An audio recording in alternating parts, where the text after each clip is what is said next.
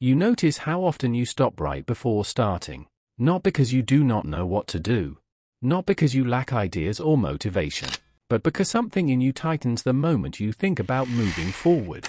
You hesitate in a way that is hard to explain. Your body pauses before your mind can give it a reason.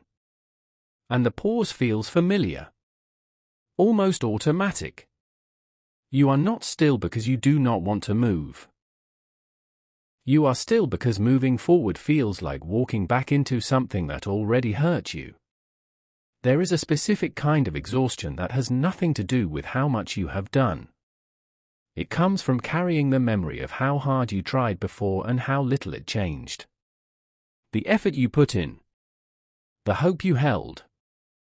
The moment you realized that wanting something badly did not protect you from losing it. Your body remembers this even when your mind tries to forget it. And now, when you think about trying again, something in you pulls back before you even begin. This is not resistance. This is recognition. Your nervous system learned something the last time you gave everything and it was not enough. It learned that action does not always lead to safety. That effort can lead to disappointment. That wanting something does not guarantee relief or reward. And once that lesson settles in, it does not need new evidence to stay active. It simply becomes the way you respond to possibility. You tell yourself you will start when you feel ready. But readiness is not what you are waiting for. You are waiting for certainty. You are waiting for proof that this time will be different. And because that proof does not exist before you begin, you stay where you are. Not because you have given up, but because staying feels like the only way to avoid repeating what broke you. There is a quiet logic to this. If you do not try, you cannot fail. If you do not start, you do not have to face the moment when your effort is not enough. And so potential becomes the place you live. As long as it stays potential, it cannot disappoint you. As long as it is never tested, it never proves anything you are afraid to know. But this safety has a cost. It keeps you in a space where nothing moves. Where days pass and nothing changes. Where you watch yourself not doing the thing you said you would do. You know that avoiding does not make the fear disappear. You know that waiting does not bring clarity. But knowing does not change the feeling. The feeling is older than logic. It lives in the part of you that learned to survive by staying out of situations that once caused pain. Maybe you have been here before. Maybe you tried and it did not work out. Maybe you worked hard and still fell short. Maybe you gave everything and it was not recognized. And after that, trying again started to feel less like hope.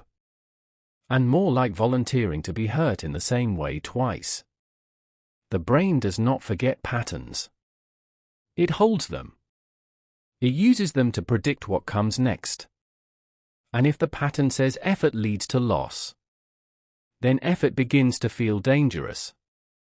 Not in a way you can explain. Just in a way you feel. A tightness when you think about starting. A quiet sense that the safest place is right here. And this is not weakness. This is a nervous system doing exactly what it was designed to do. Protecting you from situations it has learned to associate with harm. It does not matter that the harm was emotional and not physical. The response is the same. Pull back. Stay still. Do not move toward the thing that might hurt you. But no one sees this. They see someone who is not doing anything. They see procrastination. They see avoidance. They do not see the weight of all the times you tried and it did not work. They do not see how much energy it takes to carry that history into every new beginning. They do not see that what looks like inaction is actually protection. And you carry this quietly. Because saying it out loud sounds like an excuse. Because people do not understand the difference between not caring and caring so much that failing again feels unbearable. So you stay in the space between wanting and doing, where possibility still exists. But the risk has not been taken. And over time, that place starts to feel like home. Not because it is comfortable, but because it is familiar. Because you know how to survive here. And maybe this is what it actually is. Not laziness.